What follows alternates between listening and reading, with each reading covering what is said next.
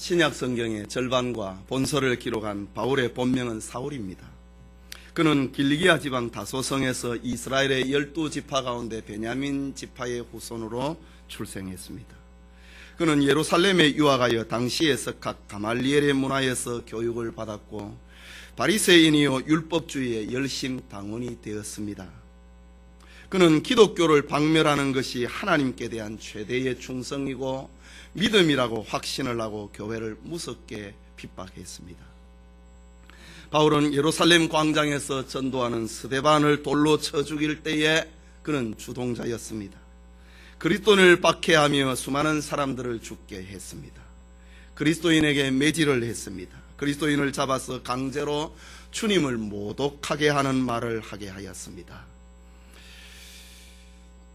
이런 핍박자의 모습은 다른 사람의 증거가 아니라 바울 자신의 입을 통해서 나온 고백이었습니다. 그러나 핍박자 바울이 다메섹으로 가는 도중에 주님의 부르심을 받아서 유대교에서 기독교로 개종을 하는 대전환을 이루게 되는 것입니다.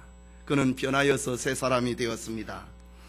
그는 자신의 생사관을 이렇게 고백을 합니다. 우리가 살아도 주를 위하여 살고 죽어도 주를 위하여 죽나니 그러므로 사나 죽으나 우리가 주의 것이로라. 주님을 믿고 난 다음에 바울 자신의 생사관이 이렇게 변했습니다. 뿐만 아니라 그의 인생관을 이렇게 고백을 합니다. 내가 그리스도와 함께 십자가에 못 박혔나니 그런즉 이제는 내가 산 것이 아니요 오직 내 안에 그리스도께서 사신 것이라. 이제 내가 육체 가운데 사는 것은 나를 사랑하사 나를 위하여 자기 몸을 버리신 하나님의 아들을 믿는 믿음 안에서 사는 것이라. 이것이 바울의 인생관이었습니다. 바울은 다메섹에서 주님의 부르심을 받고 난 다음에 저 로마에서 순교하기까지 예루살렘을 비롯해서 아시아와 마케도니아 그리고 아가야, 로마와 스바냐 등지를 다니면서 한평생 전도자의 삶을 살았습니다. 특별히 오늘은 교단적으로 지키는 총회 선교주의를 맞이했습니다.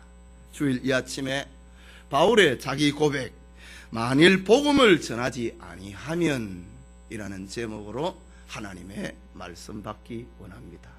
바울이 이렇게 고백한 것, 만일 복음을 전하지 아니하면, 이런 고백을 하게 되는 이유가 무엇일까? 첫째는 주님의 은혜가 은혜의 포로가 되었다고 하는 말입니다. 읽은 16절의 말씀을 다시 한번 읽겠습니다. 내가 복음을 전할지라도 자랑할 것이 없음은 내가 부득불할 일임이라. 만일 복음을 전하지 아니하면 내게 화가 있을 것임이로라. 보였습니다. 여기 부득불이라고 하는 말에 우리는 주의를 기울여야 됩니다. 부득불이라고 하는 헬라말 아난케라고 하는 말은 억지로, 강제로 하지 않으면 안 되는 이런 부정적인 뜻을 가지고 있습니다.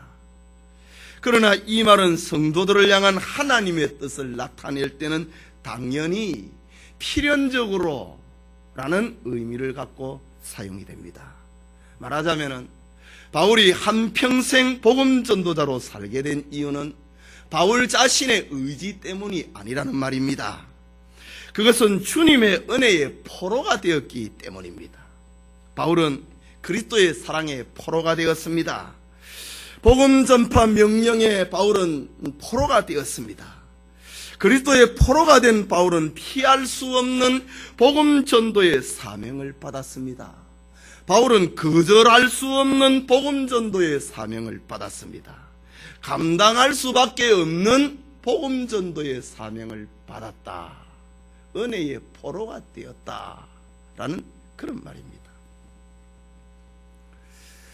데살로니가 2장 4절에서 바울은 고백을 하기를 오직 하나님의 옳게 여기심을 입어 복음 전할 부탁을 받았으니 우리와 이와 같이 말함은 사람을 기쁘게 하려 함이 아니요 오직 우리 마음을 감찰하시는 하나님을 기쁘시게 하려 함이라고 했습니다. 바울은 자기가 복음 전도자가 되는 것은 하나님으로부터 부탁을 받았다라고 했습니다. 고린도후서 5장 19절에는 저희에게 죄를 저희에게 돌리지 아니하시고 화목하게 하는 말씀을 우리에게 부탁하셨느니라. 하나님이 복음 전도의 사명을, 하나님과 우리 사이에 죄라고 하는 것이 가로막혀서 화목할 수 없게 되었는데 예수 그리스도로 말미암아 이제 화목하게 되었다고 하는 이 말씀을 전하라고 하는 이런 부탁을 받았다라고 바울은 고백을 하고 있습니다. 그렇다면 이 복음 전도의 사명을 바울 혼자만 받은 것일까? 그것은 아닙니다. 하나님의 은혜로 구원받은 모든 성도는 이 복음을 전할 사명을 함께 받은 것입니다. 우리는 죄로 인하여서 멸망할 수밖에 없는 인생이었습니다. 하나님의 은혜로 이제 구원을 받은 자가 되었습니다. 그렇다면 우리는 새로운 삶을 사는 것입니다. 새로운 삶을 덤으로 사는 은혜의 삶이 된 것입니다. 하나님의 은혜를 입은 사람은 이제 그 은혜를 베풀고 그 은혜를 전하고 그 은혜를 나누면서 살아야 된다. 이것은 바울에게만 아니라 모든 성도들에게 주어진 하나님의 사명입니다. 처음에 교회 올 때는 나에게 이런 사명이 있는 줄을 모릅니다. 그러나 시간이 얼마간 지나고 난 다음에 내가 지금 예배드리고 있는 이 공간이 얼마나 거룩한 것인지, 하나님 앞에 예배드리는 시간이 얼마나 귀한 것인지, 내가 뭣도 모르고 친구를 따라서 어떤 사건에 이끌림을 받아 교회에 왔는데 교회에 오고 난 다음에 내가 믿고 있는 이 진리가 얼마나 큰 보화라고 하는 것을 알게 되는 것입니다.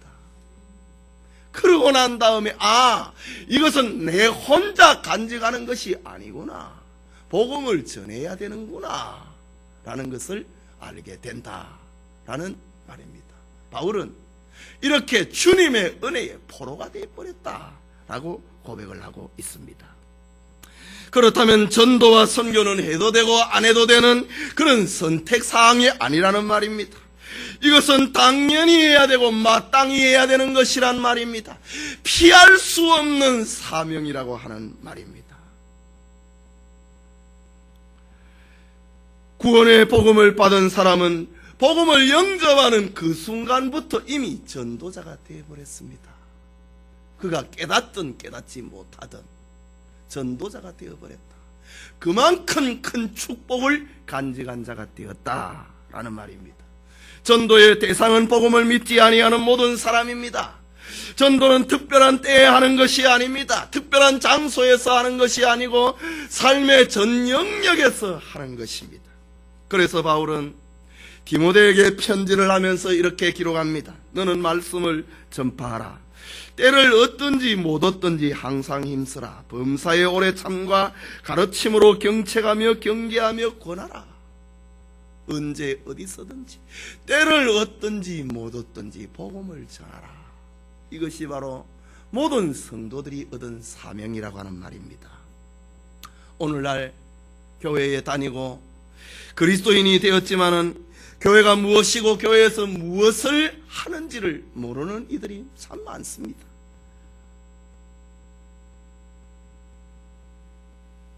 교회에서 교회가 무엇인지, 교회가 무슨 일을 하는지 모르는 이가 많다는 것입니다. 교회의 기능은 크게 세 가지가 있습니다. 첫째는 교회는 무엇보다도 전도하는 것입니다. 하나님의 말씀을 전하는 것이 최우선의 사명입니다. 둘째는 가르치는 일을 하는 것입니다. 구원받은 성도들로 하여금 하나님의 말씀을 가르쳐서 그로 하여금 온전한 그리스도인이 되게 만드는 것, 이것이 교회가 해야 되는 사명입니다. 또 하나의 사명은 섬기고 봉사하는 것입니다. 예수님께서도 말씀을 전파하시고 가르쳤습니다. 뿐만 아니라 각종 병자를 고치고 섬김의 삶을 사셨던 것입니다. 주님이 뭐라 그랬습니까? 너희는 세상의 소금이라 빛이라. 이 다 섬기는 삶을 두고 하는 말입니다. 미국의 유명한 제임스 케네디 목사님은 이런 말을 남겼습니다. 반짝반짝하게 구두를 닦고 훈장을 달고 유니폼을 멋지게 입고 길거리를 힘차게 걸어가는 것이 좋은 군인이 아니다. 좋은 군인은 결정적인 순간에 생명을 내걸고 적진으로 나아가는 것이다. 나라를 위해서 싸우는 자가 바로 훌륭한 군인이다 라고 했습니다. 이 말이 무슨 말을 하려고 지금 이런 말을 했습니까? 오늘날의 좋은 교인이 어떤 교인이냐 이거지요. 자기가 받은 축복을 자랑을 하고 내가 어떤 직분을 받았고 이걸 자랑하는 것이 아니라는 말입니다. 가슴에 훈장을 달고 화려한 옷을 입고 내가 세상에서 어떤 지위와 어떤 축복을 받았다고 교회에 앉아가지고 하나님 앞에 감사하고 자랑을 하는 것, 그게 옳은 교인, 좋은 교인이 아니라는 말입니다. 좋은 군인이 빛나는 훈장을 달고 깨끗한 옷을 입고 거리를 활보하는 자가 아니듯이 좋은 교인은 주님을 위해서 멋지게 살아가는 이가 바로 좋은 교인입니다. 복음을 전하는 교인입니다. 그 말씀을 배우고 그리스도인이 되는 것입니다. 삶을 사는 것입니다. 뿐만 아니라 섬김의 삶을 살아가는 것, 이것이 바로 오늘날 좋은 교인이다 라는 것입니다. 우리가 신앙인으로서 집사가 되고 장로가 되고 권사의 직분을 가지고 있는데 이게 무슨 목적인가? 하나님께 축복받은 것을 자랑하기 위함인가? 자랑하기 위하여서 내가 직분을 맡았는가? 그것은 아닙니다.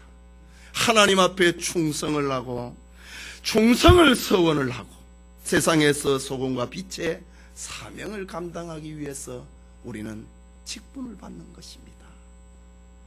어느 교회의 권사님이 몸에 중한 병을 실어서 병원에 입원을 하게 되었습니다. 목사님이 병실에 신방을 해보니 경제적으로 풍족한 권사님인데 특실이 아닌 일반 병실에 입원을 해 있는 겁니다. 그래서 묻습니다. 아니 권사님, 특실에 계셔도 될 텐데 왜 복잡한 일반 병실에 계십니까? 라고 물었습니다. 그러자 권사님은 아니에요. 제가 왜 병이 들었는지 제 자신을 돌이켜보고 하나님 앞에 기도하니 하나님께서 저에게 깨닫게 해주셨어요.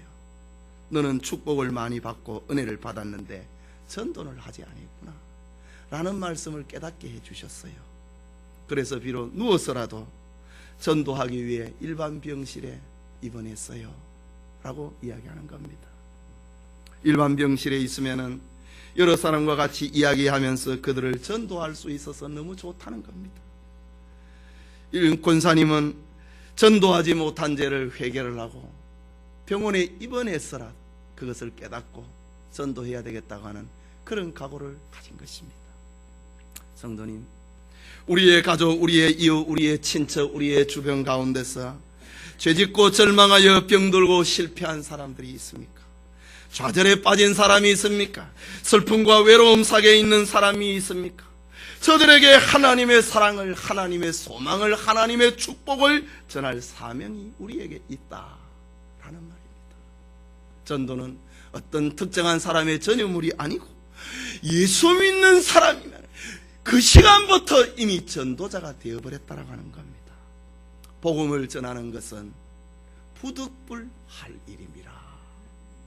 그만큼 우리가 받은 축복이 소중하다고 하는 말입니다. 우리는 거절할 수 없는 이 사명, 이 의무를 우리는 받은 자가 되었습니다. 여러분이 가정과 직장 어디에서 무엇을 하든지 복음 전도자의 사명을 감당할 수 있기를 바랍니다. 둘째로, 복음을 전하지 않으면, 바울이 이렇게 고백을 한 이유는 복음을 전하지 않으면 자기에게 화가 임할 것이었기 때문입니다. 본문 16절 후반부에 보면은 만일 복음을 전하지 아니하면 내게 화가 있을 것임이로라 고 했습니다.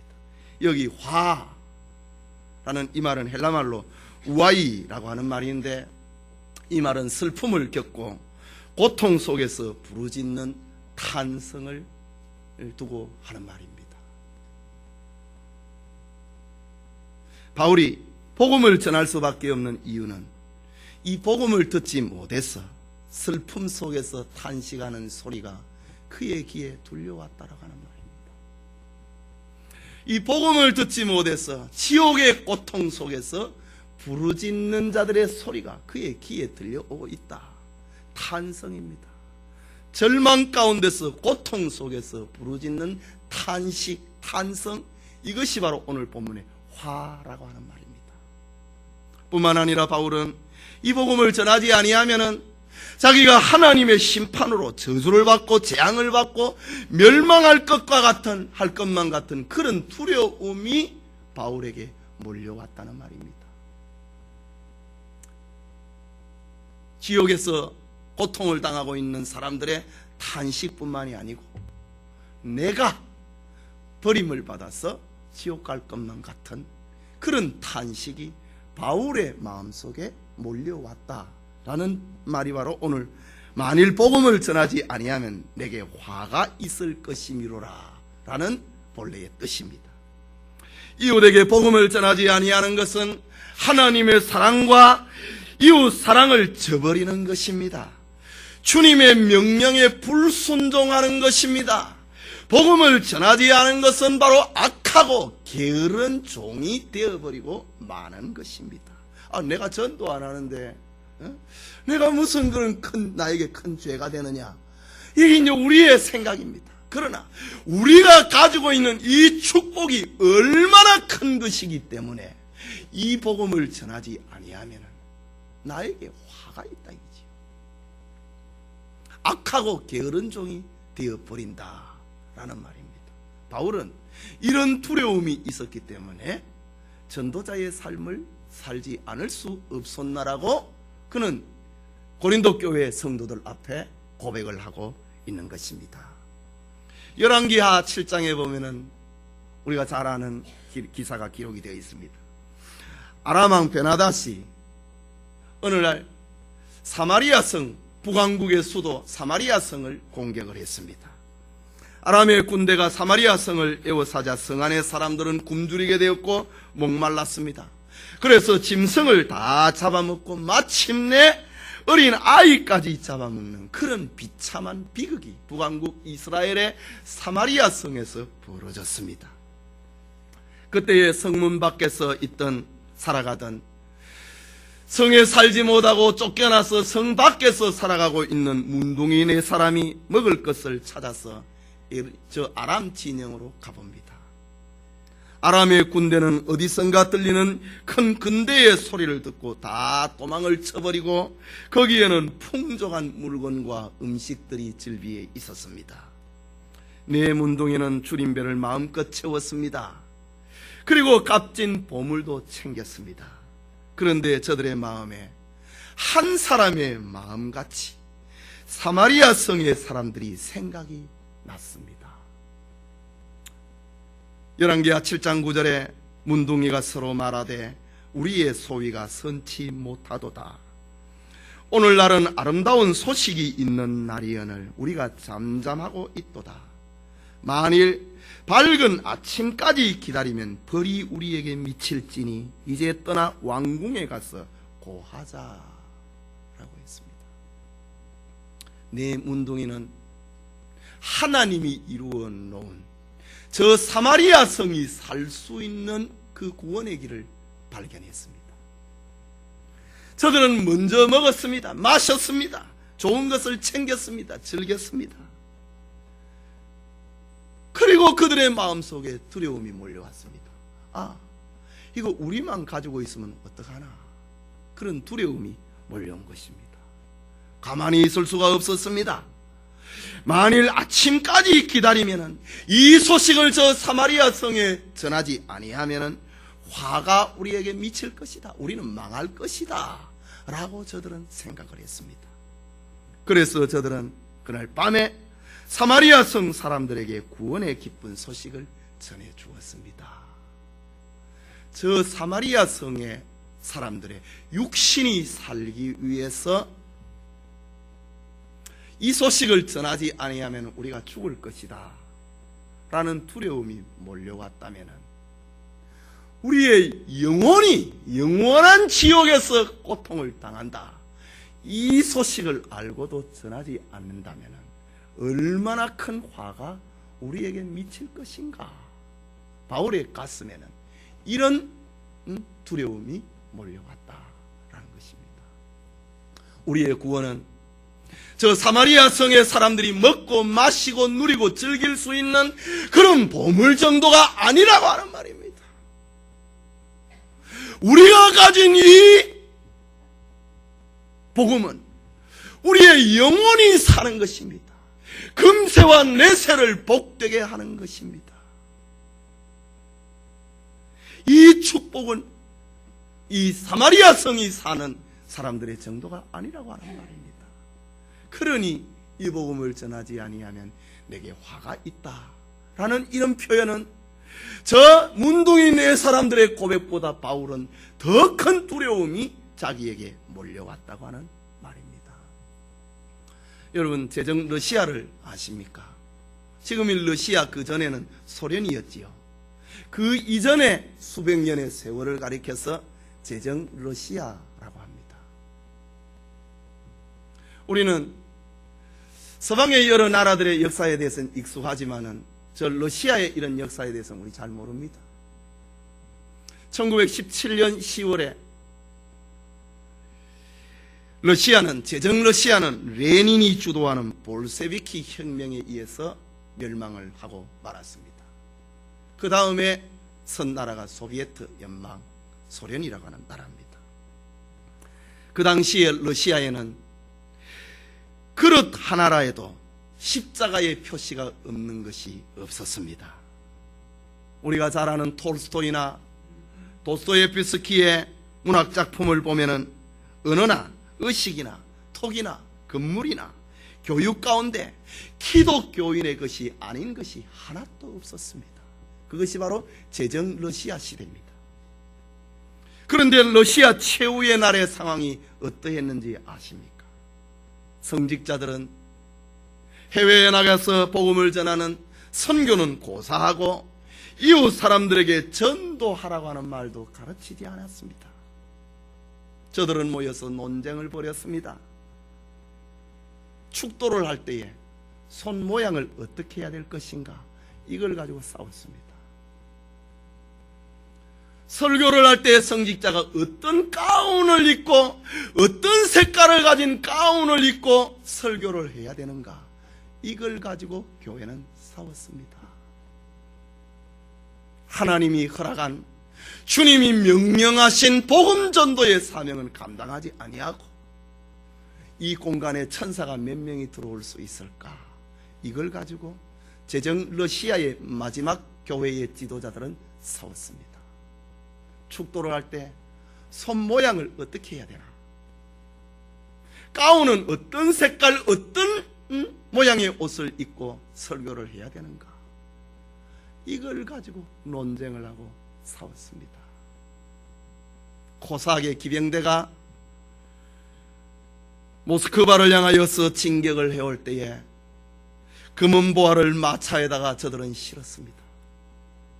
처녀들과 사제들과 부녀들과 귀족들과 부자들, 예술가 등 125만 명의 당시의 지도급에 있는 사람들이 피난을 갑니다. 날씨는 영하 35도에서 40도를 오르내리는 강추위였습니다. 저들이 가지고 간 음식은 다 떨어져 버렸습니다. 그리고 난 다음에 125만 명, 저들 대부분이 다 죽었습니다. 어떤 부인은 만삭이 되어서 아기를 낳게 되었습니다. 한참 있다가 소리가 없어서 가보니 아이가 반쯤 나오다가 산모도 죽고 아이도 죽었습니다. 그때에 어떤 성직자는 말을 합니다. 오 하나님이여, 감당할 수 없나이다. 나의 생명을 거두어 가소서 하면서 저들은 죽어갔습니다. 이런 비참한 러시아 최후의 날을 맞이하게 된 이유가 무엇입니까?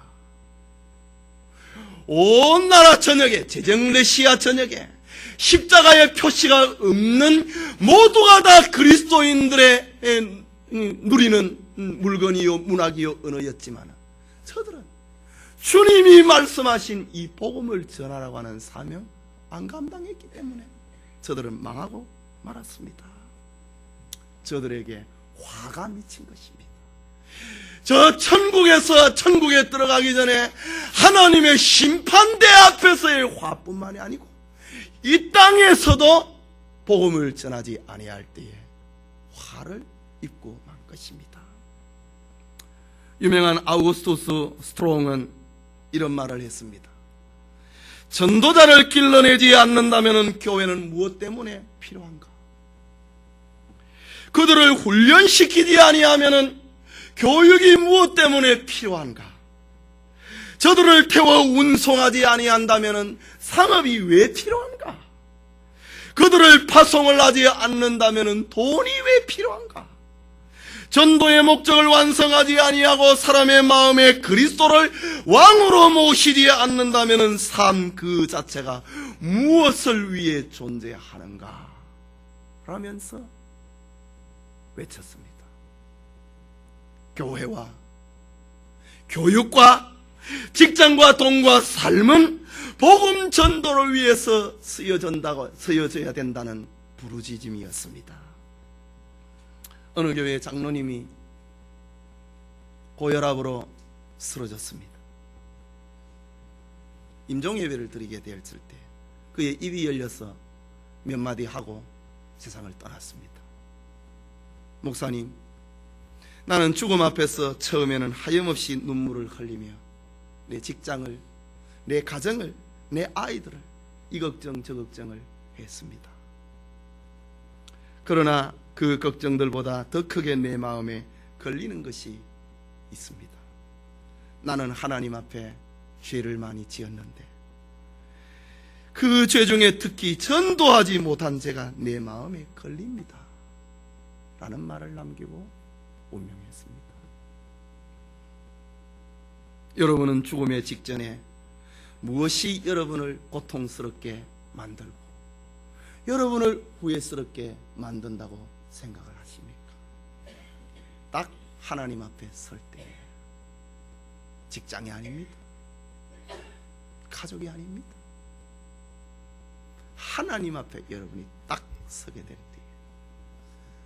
하나님이 주신 건강을 가지고 뭐 했느냐? 하나님이 주신 재능을 가지고 무엇을 했느냐?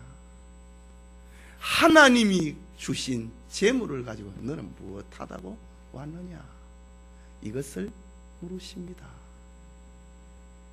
임종을 앞에 둔 장로님이 그런 두려움이 몰려왔습니다. 그리고 회개를 하는 거지. 대개의 사람들은 나는 생활이 너무 바빠서 전도 못한다고 합니다. 나는 아직 믿음이 좋지 않아서 전도 못한다고 합니다. 나는 아직 구원의 확신이 없어서 내가 어떻게 전도를 할 수 있냐고 합니다. 나는 건강이 좋지 못해서 전도하지 못한다고 핑계합니다. 그러나 오늘 성경의 말씀을 볼 때에 우리는 우리 자신이 살기 위해서 전도해야 된다라는 말입니다. 그래서 교회는 선교하는 교회는 살고 전도하는 교회는 삽니다. 안 그러면 죽는다 이 말입니다. 우리가 가진 복음은 이렇게 위대하고 이렇게 소중하고 이렇게 값지고 이렇게 가치 있는 것이다 라는 것을 알려주고 있는 메시지입니다. 이 구원의 복음을 전하지 아니하면 우리는 결국 주님으로부터 화를 당하게 될 것입니다. 바울은 이런 위기의식이 그의 마음을 지배했기 때문에 복음 전도자의 삶을 내가 살게 되었노라 라고 고백을 하고 있습니다. 여러분 자신에게 임할 화가 아니라 상을 위해서 복음 전도의 직분을 감당할 수 있기를 바랍니다.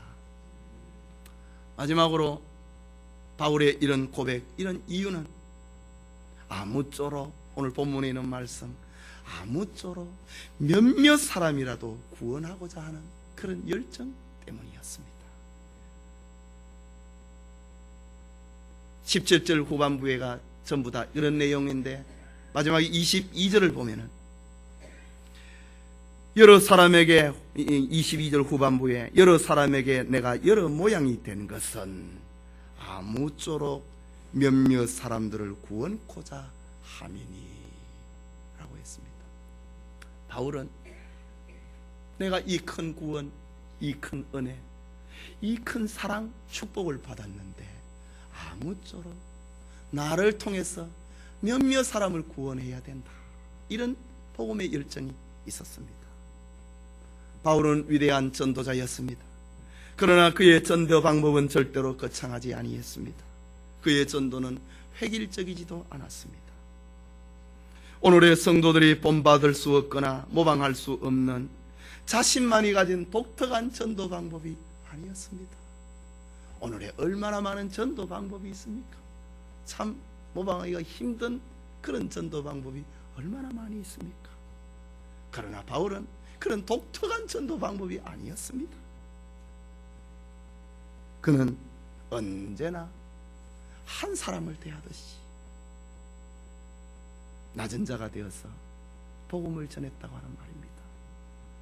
우리는 오늘 본문에서 바울이 몇몇 사람이라도 구원하기 위해서 취한 그의 행동을 성경에서 만나볼 수 있습니다. 본문 19절 후반부에 보면은 스스로 모든 사람에게 종이 된 것은 더 많은 사람을 얻고자 함이라. 20절에 유대인에게는 내가 유대인과 같이 된 것은 유대인들을 얻고자 함이요.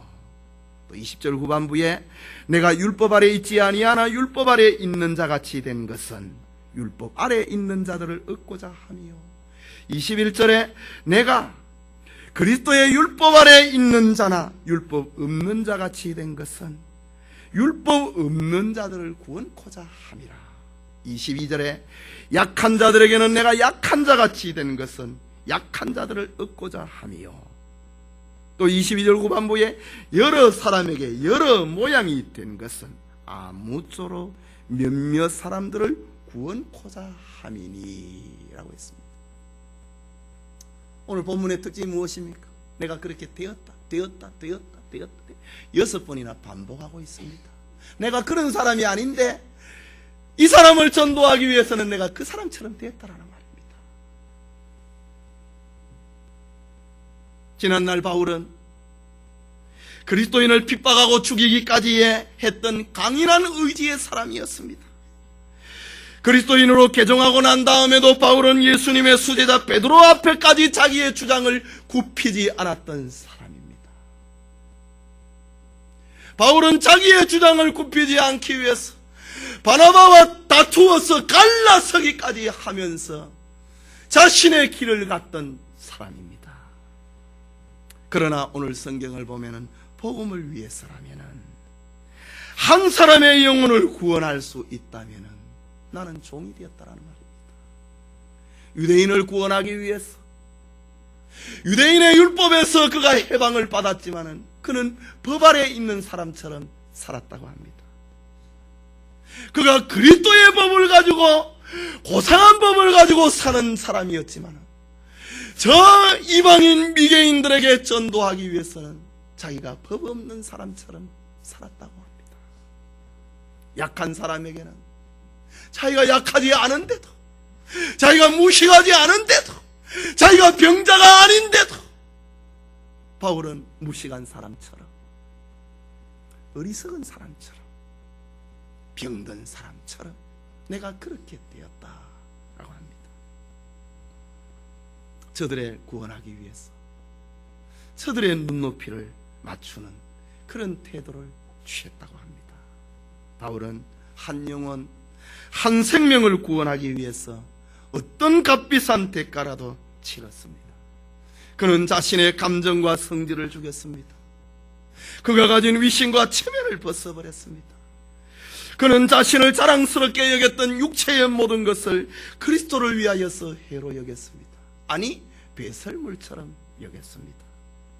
그의 화려한 가문도, 지위도, 학문도, 가말리엘의 문화생이 되어서 배운 저 율법과 바리새인의 고상한 이념과 사상도 한 사람의 영혼을 구원하기 원한다면 나는 그것을 버렸다 라고 표현하고 있습니다. 바울이 이런 태도를 취한 이유가 무엇입니까? 마지막 23절에 기록을 합니다. 내가 복음을 위하여 모든 것을 행함은 복음에 참여코자 함이라 라고 했습니다. 내가 복음을 위해서라면 무슨 일을 할 수 있는데 그렇게 한 이유는 복음에 참여코자 함이라 라고 했습니다. 바울은 자신이 얻은 구원을 다른 사람들에게 나누어 주고 싶었다고 하는 말입니다. 자기가 얻은 구원을 다른 사람도 여기에 동참을 시키고 싶었어. 너무너무 좋은 것이었어. 너무 기쁜 것이었어. 내 혼자만 간직할 수 없어서 내가 복음을 위해서 모든 일을 할 수 있었다 라고 합니다. 자신이 누리는 이 기쁨을 다른 사람과 함께 나누고 싶었다고 하는 고백입니다. 그래서 나는 천의 얼굴을 가진 사람이 되었다고 합니다. 바울은 그리스도께서 대신 죽으신 그 사람을 찾기 위하여서 그는 복음을 위해서라면 무엇이든지 했다라고 합니다. 이 목적을 위해서 바울은 겸손했다고 합니다. 이 목적을 위해서라면 나의 자유를까지도 포기를 했다고 합니다. 이 목적을 위해서 여러 위의 사람들과 어울렸고 여러 위의 사람들과 적응을 하면서 살았다. 더티한 사람을 구원하기 위해서 바울 자신도 더러운 사람이 됐다는 말입니다. 학식 있는 사람을 구원하기 위해서 바울도 뒤지지 않았다고 하는 그런 표현입니다. 예수님께서도 바리새인과 죄인들과 함께 식사를 하셨습니다. 장기들을 위로하셨고 저들과 대화를 하셨습니다. 예수님은 어린아이들과 세리들과 병자들과 가난한 자들과 함께 하시고 저들의 친구가 되어 주었습니다. 이런 예수님을 따르려고 바울은 여러 사람에게 여러 모양이 되었다라고 합니다. 여러분이 어린아이를 구원하기를 원한다면 먼저 어린아이가 되어야 됩니다. 결코 어린아이에게 성인이 되기를 기다려서는 안 됩니다. 그들의 사고방식을 알아야 되고 저들의 감정을 알아야 되고 진리를 그들의 말로 표현할 수 있어야 됩니다. 여러분의 마음이 어린아이들과의 마음과 하나가 되기 전에는 결코 그들의 마음을 그리스도에게로 돌릴 수가 없습니다. 여러분이 연로한 노인을 구원하려면 먼저 그들처럼 연약한 마음을 가져야 됩니다. 그들이 아직도 기력이 왕성한 사람처럼 생각해서는 안 됩니다. 그래야 그들을 구원할 수 있습니다. 여러분 중에 지식인들에게 복음을 전하도록 부름받은 이가 있습니까? 그렇다면 세상의 변화와 상식에 둔감해서는 안 됩니다. 그래야 그들 중 몇몇이라도 구원할 수 있기 때문입니다. 여러분 중에 학식이 없는 자 사이에서 활동하는 이가 있습니까? 그들이 이해할 수 있는 매우 평범한 말을 사용을 해야 됩니다. 그래야 그들 중에 몇몇을 구원해낼 수 있습니다. 편견에 사로잡힌 사람들과 함께 살아가고 있는 이들이 있습니까? 쓸데없이 그들의 비위를 거스리지 말고 첫인상 그대로 그들을 대해야 됩니다. 그래야 그들의 마음을 주님에게로 데려올 수 있습니다. 이해력이 부족한 성도들로 사람들을 성도로 만들기를 원하는 자 있습니까? 심오하고도 신비한 말로 그들에게 부담을 주어서는 안 됩니다. 당장이라도 달려와서 쉽게 먹을 수 있는 말로 천국의 길을 들려주어야 됩니다. 슬픔에 잠긴 친구와 이야기를 나누는 자 있습니까?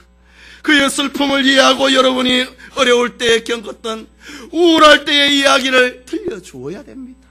그것을 나는 어떻게 극복을 했다고 하는 것을 들려주고 저들에게 용기를 불러일으켜야 됩니다. 상처 입은 자가 여러분에게 다가오도록 기다려서는 안 됩니다. 저 선한 사마리아 사람처럼 누워있는 그곳으로 달려가야 되는 것입니다. 그래야 바울처럼 몇몇 사람이라도 구원할 수 있기 때문입니다. 이 아침에 예배드리는 성도 여러분, 오늘 우리는 바울의 자기 고백인 만일 복음을 전하지 아니하면 이라는 제목으로 말씀을 받았습니다. 바울이 한평생 복음 전도자의 삶을 살게 된 이유는 바로 주님의 은혜의 포로가 되었기 때문이라고 합니다.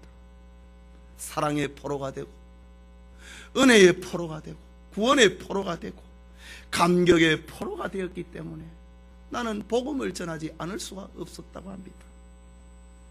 바울이 전도자의 삶을 살게 된 이유는 이 복음을 전하지 아니하면 자신에게 화가 미칠 것만 같은 그런 두려움이 그에게 몰려왔다고 하는 고백입니다. 그보다 더 중요한 이유는 예수 그리스도로 얻은 구원을, 그 영생을, 그 기쁨을 함께 나누고 싶었던 것입니다.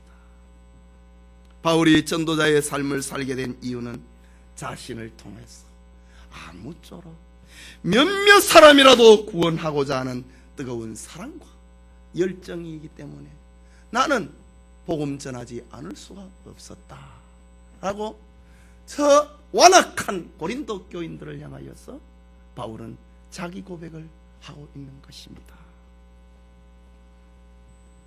영국의 스펄전은 19세기의 가장 유명하고 훌륭한 설교자요 목사였습니다. 스펄전 목사님에게 이런 소박한 소원이 하나 있었습니다.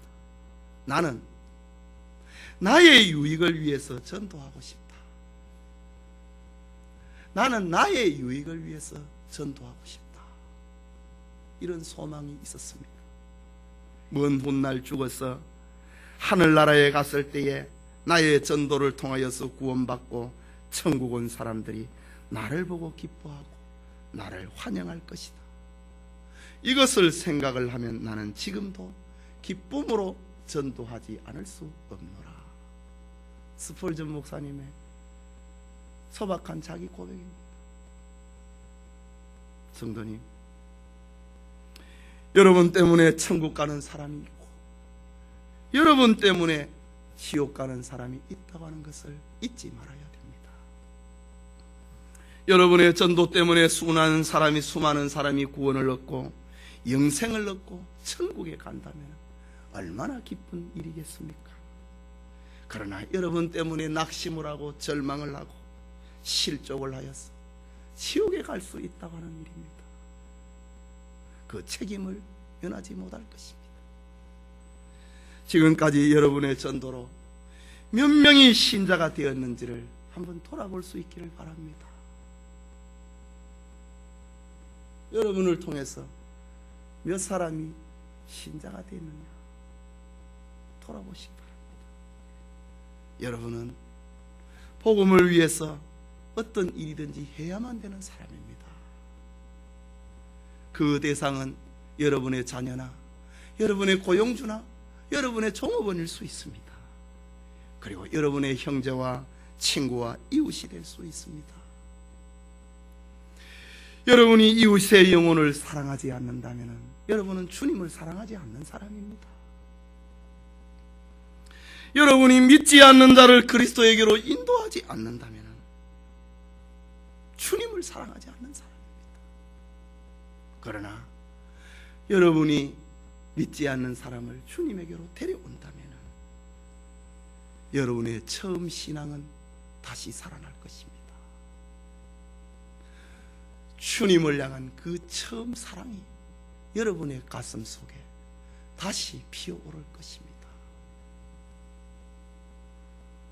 오늘 예배드리는 모든 성도님들에게 복음을 전하는 축복이 함께 하시기를 소원합니다.